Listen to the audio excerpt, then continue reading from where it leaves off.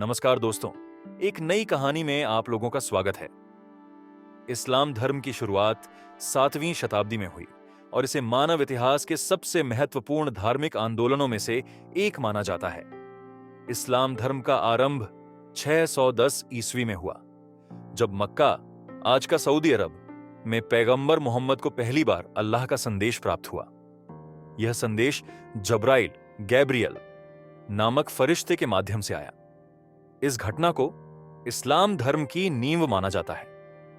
पैगंबर मोहम्मद को इस्लाम धर्म के संस्थापक के रूप में माना जाता है, लेकिन इस्लाम के अनुयायी उन्हें सिर्फ एक संदेशवाहक या रसूल मानते हैं, जिन्होंने अल्लाह का संदेश मानवता तक पहुंचाया। उनका जन्म 570 ईस्वी में मक्का में हुआ। मोहम्मद का जीवन प्रारंभ में एक सामान्य व्यक्ति के रूप में शुरू हुआ। वे सत्य, ईमानदारी और न्यायप्रियता के लिए प्रसिद्ध थे। उन्हें अल अमीन, विश्वसनीय, और अल सादिक, सच्चे के नाम से जाना जाता था। 40 वर्ष की आयु में हेरा नामक गुफा में ध्यान करते समय उन्हें अल्लाह का पहला संदेश प्राप्त हुआ। यह वही प्रकाशना 23 वर्षों तक जारी रही, जो बाद में कुरान के रूप में संकलित हुई। इस्लाम का मुख्य संदेश है तौहीद, एकेश्वरवाद, जो कहता है कि केवल एक ईश्वर अल्लाह है और उसकी उपासना करनी चाहिए। इस्लाम के 5 मुख्य स्तंभ फराइज़ हैं। 1. शहादा, अल्लाह की एकता और मोहम्मद को उसका रसूल मानने की गवाही। 2. सलात, प्रतिदिन 5 बार प्रार्थना। 3. जकात, गरीबों और जरूरतमंदों को दान। 4. सौम, रमजान के महीने में रोजा रखना। 5. हज, मक्का की यात्रा, जो हर सक्षम मुसलमान को जीवन में कम से कम एक बार करनी चाहिए। पैगंबर मोहम्मद ने अपने जीवन काल में मक्का और मदीना में इस्लाम का प्रचार किया।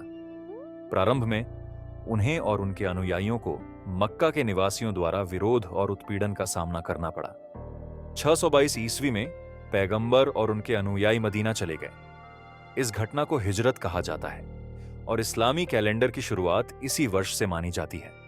मदीना में इस्लाम ने सामाजिक, राजनीतिक और धार्मिक आधार पर एक मजबूत आधार प्राप्त किया। मोहम्मद ने इस्लाम के सिद्धांतों को समाज के हर क्षेत्र में लागू किया और एक आदर्श इस्लामी समाज की स्थापना की। उनकी मृत्यु 632 ईस्वी में हुई, लेकिन उनके द्वारा स्थापित यह धर्म उनके अनुयायियों के माध्यम से तेजी से फैलता रहा।